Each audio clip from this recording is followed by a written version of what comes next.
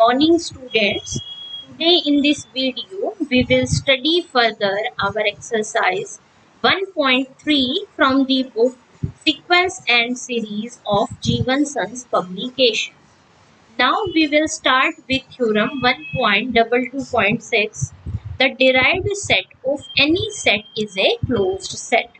Last video में हमने पढ़ा था डिराइव्ड सेट क्या होता है।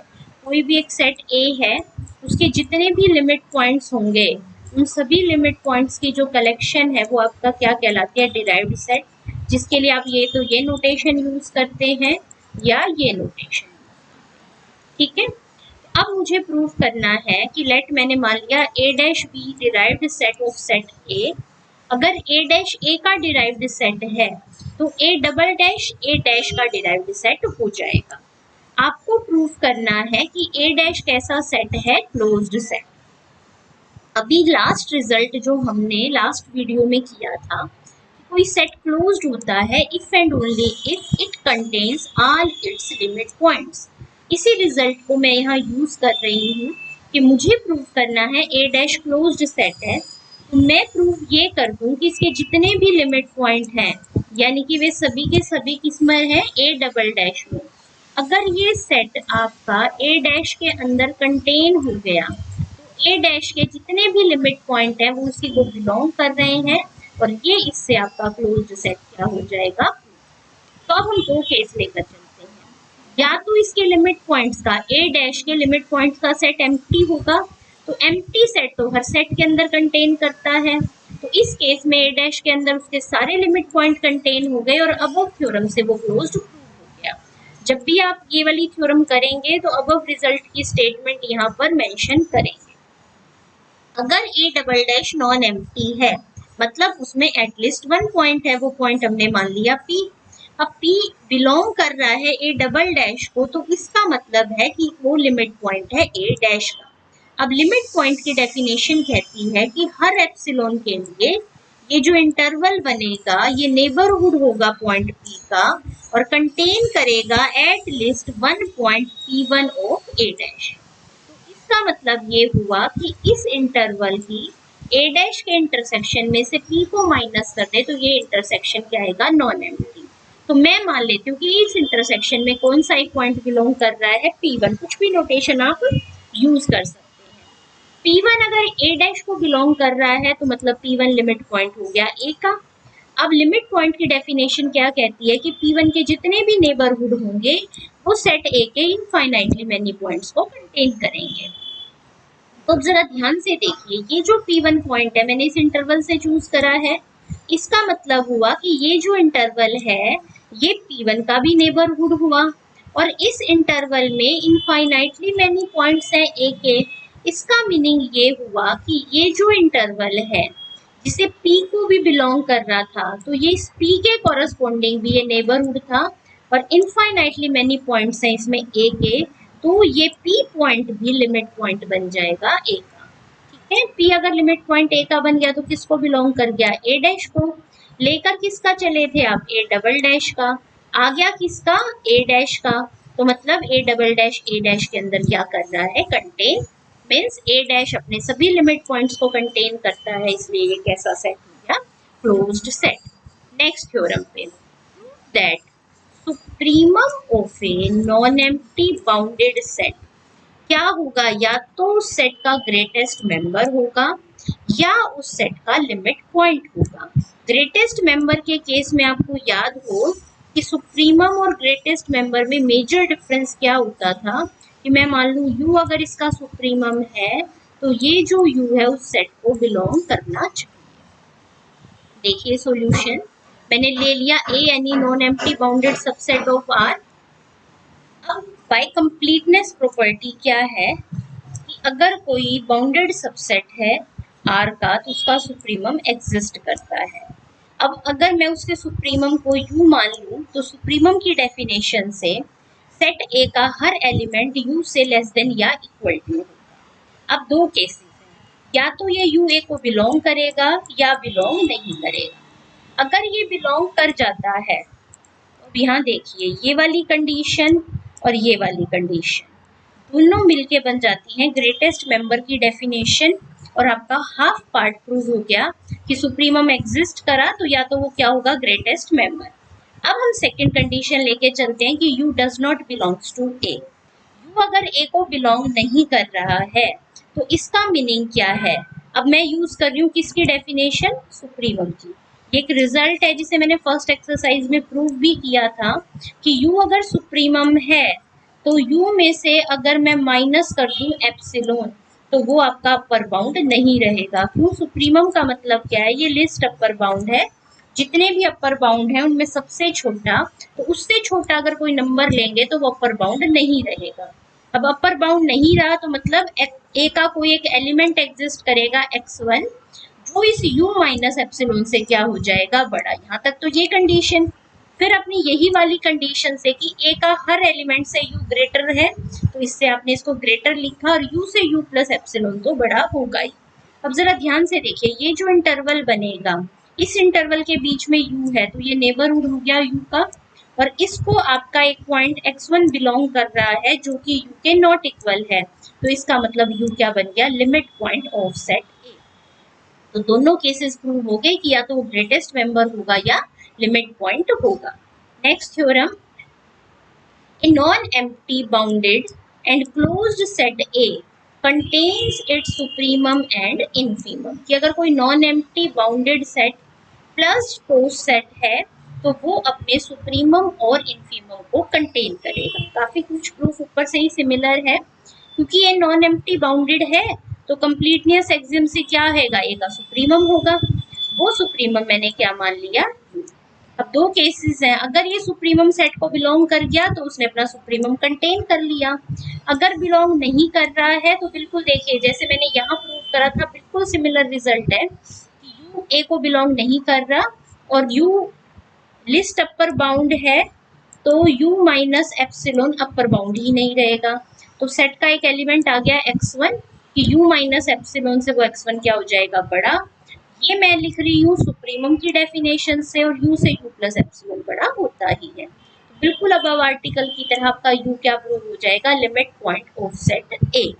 लेकिन आपको पता है कि अगर सेट क्लोज होता है जो कि हमें गिवन है तो वो अपने सभी लिमिट पॉइंट्स को कंटेन करता है, तो उसके अकॉर्डिंग यू ए को बिलोंग करेगा, और यहाँ से यू ए को बिलोंग नहीं कर रहा था तो इसलिए आपकी अजम्पशन रॉन्ग है, आपका सुप्रीमम सेट ए में एग्जिस्ट करेगा। बिल्कुल सिमिलर लाइंस में आप अपना इन्फीमम का केस प्रूव कर सकते हैं, ये वाला पार्ट आप खुद प्रूव करेंगे।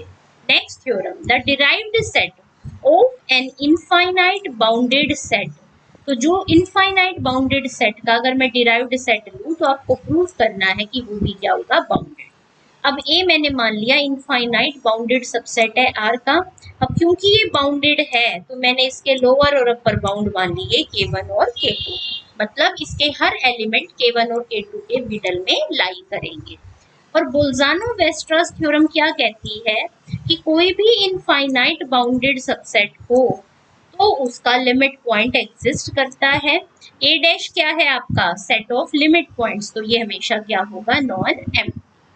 अब हम बात करते हैं कि वे जो एलिमेंट, अब एक्चुअल में क्या है कि आपके जो सेट के एलिमेंट्स हैं, ये समझिए ये है आपका K1 और ये है आपका K2, ठीक है।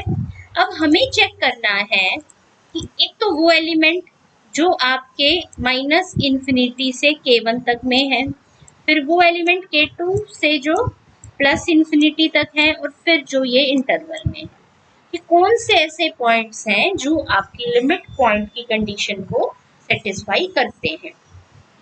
सबसे पहले मैंने y कोई रियल नंबर मान लिया जो ग्रेटर देन है K2, मतलब यहाँ कहीं है वो y, ठीक है। तो अब ध्यान से देखिए K2 और y प्लस 1, K2 तो है, उससे बड़ा y है और उससे बड़ा मैंने ले लिया y प्लस 1। अब ये जो ओपन इंटरवल है इसमें y है तो ये नेबरहुड बन गया y का। और क्या इस इंटरवल में आपका ए का कोई भी मेंबर एग्जिस्ट करेगा, नहीं करेगा, क्योंकि ए सेट का हर मेंबर K2 से लेस देन और इक्वल टू है और K2 इस इंटरवल में है नहीं, तो यानी कि कोई भी एलिमेंट जो आपका K2 से बड़ा होगा वो आपका सेट ए का लिमिट पॉइंट नहीं बन सकता। This shows that y is not a limit point of a। तो no real number greater than k2 is a limit point of a। Similarly मैं k1 से छोटा कोई भी नंबर ले लूं, मान लो मैंने z चूज कर लिया, तो उससे छोटा मैं ले लूं z-1। अब z-1 में और k1 इंटरवल में आपका z लाई कर रहा है, तो ये उसका नेबरहुड बन जाएगा। लेकिन इस इंटरवल में ए सेट का कोई भी एलिमेंट नहीं होगा, क्योंकि सारे एलिमेंट क्या है, k1 से बड़े हैं। तो ऐसे कोई भी real number less than k1 limit point नहीं बनेगा। तो मतलब सारे जो लिमिट पॉइंट है वो k1 k2 क्लोज इंटरवल में है। या आप इस कॉन्सेप्ट को ऐसे लिख सकते हो कि अगर t लिमिट पॉइंट है a का, तो वो k1 और k2 के बीच में लाई कर रहा है। या हम इसे ऐसे लिख सकते हैं कि t अगर a डैश को बिलोंग कर रहा है, तो वो k1 और k2 के बीच में लाई कर रहा है, और इस कंडीशन से प्रूव हो जाता है कि a डैश कैसा सेट है, बाउंडेड सेट। अब नेक्स्ट हम अपना क्लोजर जो डेफिनेशन पढ़ी थी उस पर बेस्ड क्वेश्चन करते हैं। क्या किया था ना आपने लास्ट वीडियो में कि ए क्लोजर जो है वो ए और ए के डिराइव्ड सेट की यूनियन के इक्वल होता है। और आप इसको ये भी कह सकते हैं कि ए और एड्रेंट पॉइंट की ये क्या होता है, ए क्लोजर है वो ए यूनियन ए डैश था आपका। ए में आपके सारे ए वाले पॉइंट्स हैं और ए डैश में ए के सारे लिमिट पॉइंट्स हैं। या आप इसे ऐसे भी कह सकते हैं कि ये सारे एड्रेंट पॉइंट्स हैं जो ए के उनका सेट होता है। अब मुझे प्रूव करना है कि closure of A set is a super set of A, कि ए क्लोजर जो है वो ए को क्या करता है, कंटेन करता है। तो अब मैं क्या प्रूव करूं, जब भी मैंने आपको बताया कि कोई सेट आपको प्रूव करना हो ए जो है बी में कंटेन करता है, तो आप ए का कोई भी एक एलिमेंट एक्स लेके चलिए और प्रूव कर दीजिए कि वो एलिमेंट बी को बिलोंग कर रहा है, तो उससे आपका प्रूव हो जाएगा कि सेट ए बी के अंदर क्या है, कंटेन्ड है। तो मैंने ले लिया P be any point of A, और एन एच हमने मान लिया उस पी पॉइंट का एनी नेबरहुड। अब क्योंकि पी पॉइंट बिलोंग कर रहा है ए को और पी पॉइंट बिलोंग कर रहा है एन एच को भी, तो पी इन दोनों के इंटरसेक्शन को भी करेगा और इनका इंटरसेक्शन क्या हो गया, नॉन एम्प्टी। आपको याद होगा लास्ट वीडियो में जब हमने एड्रेंट पॉइंट की डेफिनेशन की थी, तो एड्रेंट पॉइंट के केस में हम कहते हैं कि पॉइंट जो है वो एड्रेंट पॉइंट कब कहलाता है, जब उस सेट और उसके नेबरहुड का इंटरसेक्शन क्या हो, वो नॉन एम्प्टी। वहां पर वो पॉइंट भी एग्जैक्टली बिलोंग कर सकता है, हो सकता है कि उसके अलावा कोई और पॉइंट दोनों में कॉमन ना हो। लिमिट पॉइंट में हम क्या चेक करते थे, इस इंटरसेक्शन में इस पॉइंट पी के अलावा कुछ पॉइंट कॉमन होना चाहिए। तो इसका मतलब इस डेफिनेशन से पी क्या प्रूव हो गया, एड्रेंट पॉइंट ऑफ ए। एड्रेंट पॉइंट सारे किसको बिलोंग करते हैं, ए क्लोजर को। पी आप ए का एलिमेंट लेकर चले थे, ए क्लोजर का आ गया, तो मतलब ए किसमें कंटेन कर रहा है, ए क्लोजर में। Next definition, closure of A set is a closed set. कैसे प्रूव करेंगे हम, हमें प्रूव करना है ए क्लोजर क्या है, क्लोज्ड सेट है। तो हम क्या प्रूव करें, जो उसका कॉम्प्लीमेंट है वो ओपन सेट है। तो मैंने x एक एलिमेंट ले लिया ए क्लोजर के कॉम्प्लीमेंट से। तो अब इस डेफिनेशन के अकॉर्डिंग कि x ए क्लोजर के कॉम्प्लीमेंट में है, मतलब r माइनस ए क्लोजर। तो x r को तो बिलोंग कर रहा है लेकिन ए क्लोजर को बिलोंग नहीं कर रहा। अब अगर x ए क्लोजर को बिलोंग नहीं कर रहा, तो वो उसका एड्रेंट पॉइंट नहीं हो सकता। तो कम से कम एक नेबरहुड ऐसा होगा, एड्रेंट पॉइंट नहीं है, जिसका इंटरसेक्शन ए के साथ क्या हो जाए, फाई। अब ये जब इंटरसेक्शन फाई है, तो मतलब क्या हुआ कि इस इंटरवल में जितने भी पॉइंट्स हैं उन सभी का इंटरसेक्शन ए के साथ फाई है। मतलब no point of this interval is an adherent point of A. क्या मीनिंग हुआ कि जब इस इंटरवल का कोई भी पॉइंट ए का एड्रेंट पॉइंट नहीं है, तो ये जो इंटरवल है इसका इंटरसेक्शन ए क्लोजर के साथ भी क्या है, फाई। अब जब इस सेट का क्लोजर एक इंटरसेक्शन ए क्लोजर के साथ एम्प्टी है, तो मतलब ये ए क्लोजर के कॉम्प्लीमेंट में कंटेन करता है। अब x आपने लिया था इस इंटरवल से और ये कंटेन कर रहा है r माइनस ए क्लोजर में, तो ये आपका प्रूव हो रहा है कि r minus is a neighbourhood of x, but x is any point of r minus A closure. तो मतलब r माइनस ए क्लोजर अपने हर पॉइंट का नेबरहुड है, और जो सेट अपने हर पॉइंट का नेबरहुड होता है वो क्या होता है, ओपन सेट। अब क्योंकि r minus A closure open है, तो इसका कॉम्प्लीमेंट यानी कि ए क्लोजर क्या प्रूव हो जाएगा, closed set. Next theorem, closure of a bounded set A contained in R is bounded. अब देखिए, अगर ए बाउंडेड है तो उसको अभी हमने कैसे लिखे थे, मान ले हमने लोअर और अपर बाउंड एल और यू ले लिया, तो L less than equal to X less than equal to U for all X belonging to, हम ऐसे लिखते थे कंडीशन। अब इस कंडीशन को आप यूं समझिए कि इसका मतलब ये है कि अगर मैं क्लोज इंटरवल एल यू बना लूं तो सेट ए उसके अंदर कंटेन करेगा। डिराइव्ड सेट की आपने ये प्रॉपर्टी पढ़ी थी लास्ट वीडियो में कि ए अगर बी में कंटेन करता है तो ए का जो डैश है डिराइव्ड सेट वो किस में कंटेन करेगा, बी डैश में।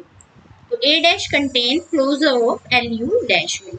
आपने पढ़ा है क्लोज्ड इंटरवल का डिराइव्ड सेट क्लोज्ड इंटरवल खुद होता है। अब ए भी इसमें कंटेन कर रहा है, ए डैश भी कंटेन कर रहा है, मतलब इन दोनों की यूनियन भी कंटेन करेगी, और वो यूनियन क्या होती है, ए क्लोजर। और इस कंडीशन से प्रूव हो गया कि ए क्लोजर कैसा सेट है, बाउंडेड सेट।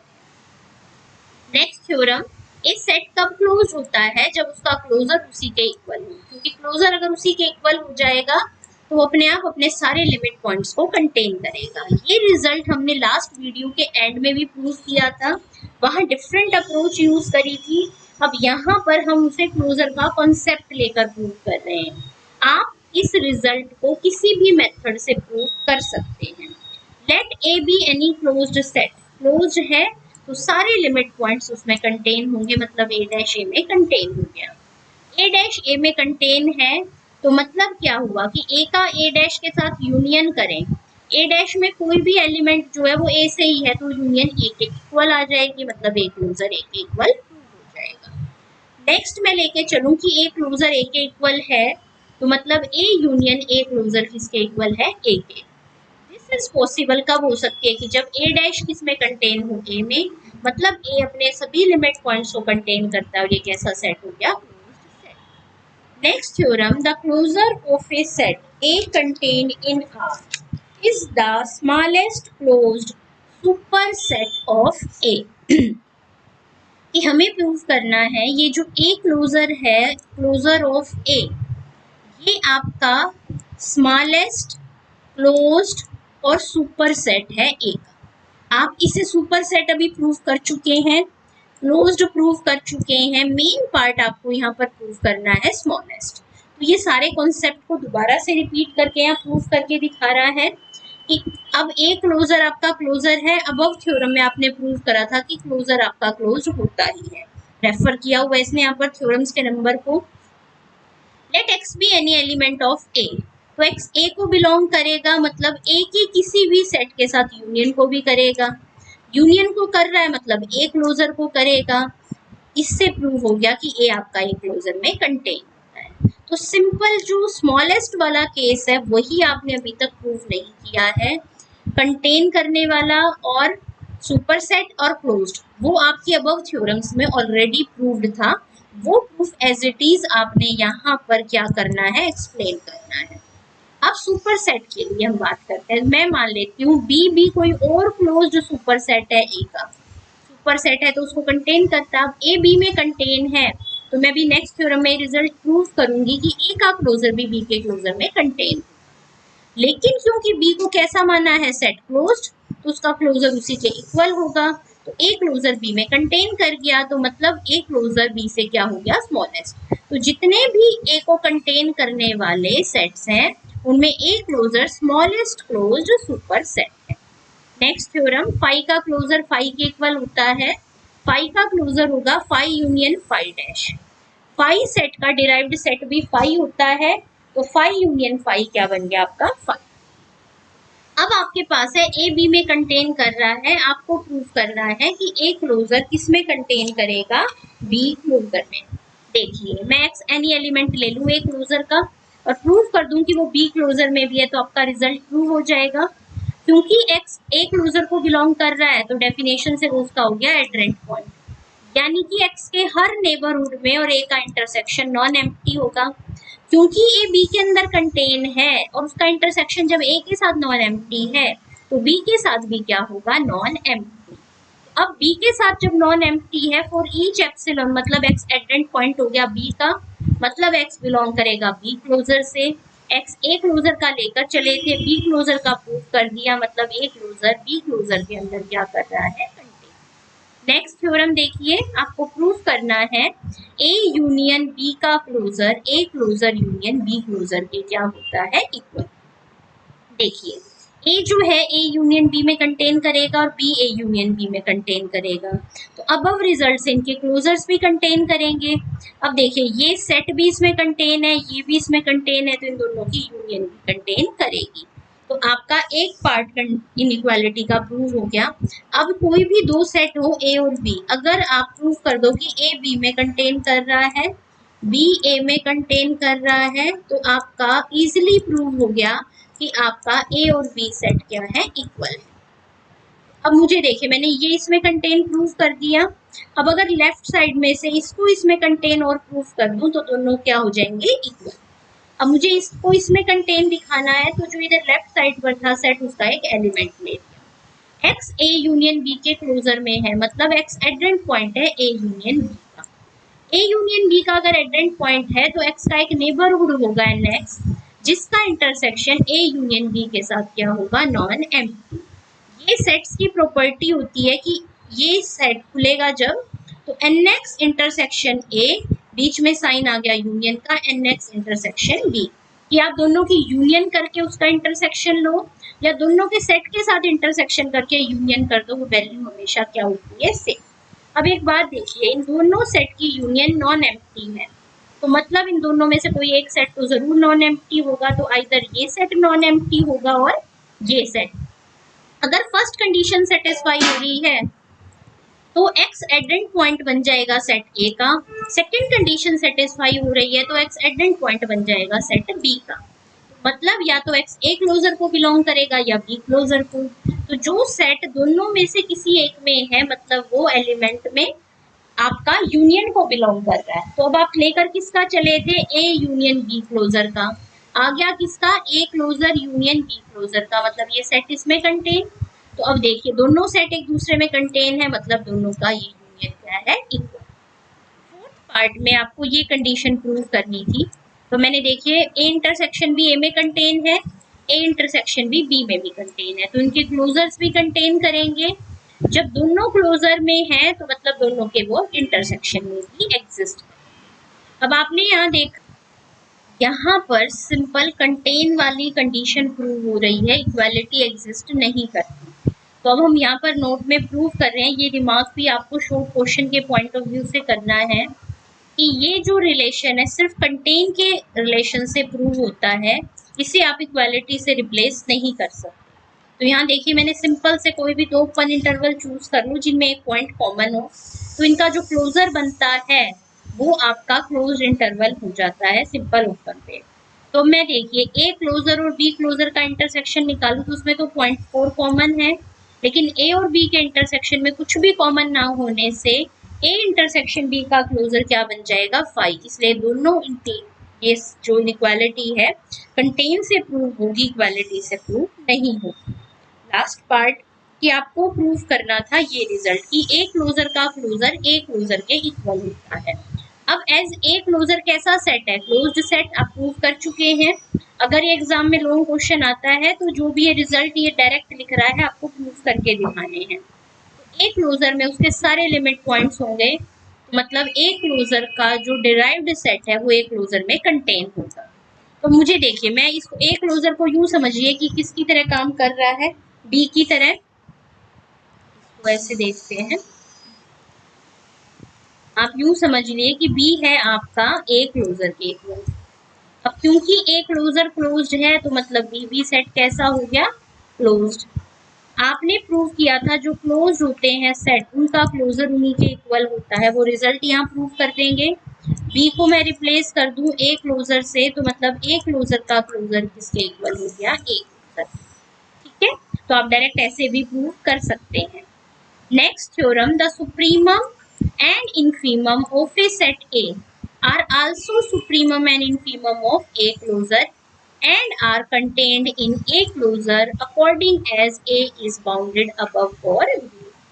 सपोज कर लिया मैंने A को बाउंडेड अबव और U मान लिया उसका सुप्रीमम, अब अगर यू ए को बिलोंग कर जाता है तो आपका यू ए में है तो मतलब ए यूनियन ए डैश में भी होगा और ए क्लोजर को भी बिलोंग कर जाएगा। सेकेंड केस हम लेकर चलते हैं कि यू ए को बिलोंग नहीं कर रहा। तो मैंने अभी स्टार्टिंग में ये थ्योरम प्रूव करी थी, बिल्कुल वही सिमिलर स्टेप हम यहाँ कर रहे हैं कि यू अपर बाउंड है ए का और ये सुप्रीमम है, मतलब कैसा अपर बाउंड है, लिस्ट अपर बाउंड। ठीक है, तो आपका हर एप्सिलॉन के लिए u माइनस एप्सिलॉन क्या नहीं रहेगा, अपर बाउंड। अब u minus epsilon upper bound नहीं है तो एक एलिमेंट x ऐसा एग्जिस्ट करेगा जो u माइनस एप्सिलॉन से क्या होगा, बड़ा, और उससे बड़ा है u। और यहाँ पर आप ये भी लिख सकते हैं less than u plus epsilon. ठीक है, अब इस ओपन इंटरवल में देखें तो ये नेबरहुड है u का और इसमें सेट ए का एक एलिमेंट है x जो बिलोंग कर रहा है और ये u से डिफरेंट है। तो u लिमिट पॉइंट हो गया ए का और u किसको बिलोंग कर गया, a डैश को। u a डैश को कर रहा है तो a डैश यूनियन a को भी करेगा, यानी कि किसको कर गया, a क्लोजर को बिलोंग। अब आपने बोथ केसेस में प्रूव कर दिया है, केस 1 में और 2 में भी, जो a सेट का सुप्रीमम है वो a क्लोजर को क्या कर रहा है, बिलोंग। अब आपको शो करना है कि अगर सेट आपका बाउंडेड है a तो a क्लोजर भी आपका कैसा सेट होगा, बाउंडेड सेट। अब मैं मान लेती हूँ कि u1 जो है सुप्रीमम है a क्लोजर का। एज प्रूव्ड अबव, आपने क्या प्रूव करा है यहाँ पर कि किसी भी सेट का सुप्रीमम उसके क्लोजर को बिलोंग करता है। तो a क्लोजर का जो सुप्रीमम होगा इसके क्लोजर को क्या करेगा, बिलोंग, यानी कि a क्लोजर के क्लोजर को। और ये कंडीशन अभी हमने ऊपर प्रूव की हुई है। तो u1 किस और u1 belongs to a closure. इस कॉन्सेप्ट को एक बार दोबारा से देखते हैं। क्योंकि आपका ए बाउंडेड सेट था तो ए क्लोजर भी बाउंडेड सेट है, ये आप अभी एक थ्योरम में प्रूव कर चुके हैं। u1 मैंने मान लिया सुप्रीमम ए क्लोजर का। तो अबव रिजल्ट में आपने देखो क्या प्रूव किया था, u अगर आपका सुप्रीमम था ए का तो या तो वो ए को बिलोंग कर रहा था, नहीं तो वो ए क्लोजर को बिलोंग कर रहा था। ठीक है, तो मैं यही कॉन्सेप्ट यूज कर रही हूँ कि u1 है सुप्रीमम ए क्लोजर का, तो या तो ये u1 ए क्लोजर को बिलोंग करेगा या उसके क्लोजर के क्लोजर को करेगा। ठीक है, क्यों, मतलब आप यूं समझ लीजिए कि ऊपर वाले रिजल्ट में ए क्लोजर को आप बी मान लीजिए और रिजल्ट आप बी सेट के लिए यूज कर लीजिए। अब क्योंकि ए सेट अपने क्लोजर में हमेशा कंटेन करता है, जब ए क्लोजर में कंटेन कर रहा है तो सुप्रीमम ए का ए क्लोजर के सुप्रीमम से लेस देन इक्वल टू होगा। ये रिजल्ट हमने फर्स्ट एक्सरसाइज में प्रूव किया है। सुप्रीमम ए का हम u लेकर चले हैं, ए क्लोजर का सुप्रीमम u1 लेकर चले हैं। अब मैं सपोज कर लेती हूँ कि यहाँ देखो मैं लेस देन और इक्वल टू यूज कर लूँ। अब मैं ले रही हूँ स्ट्रिक्ट वाली इनइक्वालिटी कि u जो है लेस देन है u1 से। अगर u u1 से बड़ा है तो a को बिलोंग नहीं कर सकता। क्यों नहीं कर सकता, क्योंकि u उसका है लिस्ट अपर बाउंड, तो यानी कि जो सेट का हर एलिमेंट होगा वो u से लेस देन और इक्वल टू होगा। तो अगर मैं कोई एलिमेंट ले लूँ u1 u से बड़ा तो वो जो एलिमेंट होगा वो a को बिलोंग नहीं कर सकता। अब देखिए हमने, ये था आपका u, ये है आपका u1। ठीक है, u और u1 के बीच का जितना डिस्टेंस था मैंने उसका हाफ ले लिया और ये डिस्टेंस आपका क्या कहला रहा है, डेल्टा।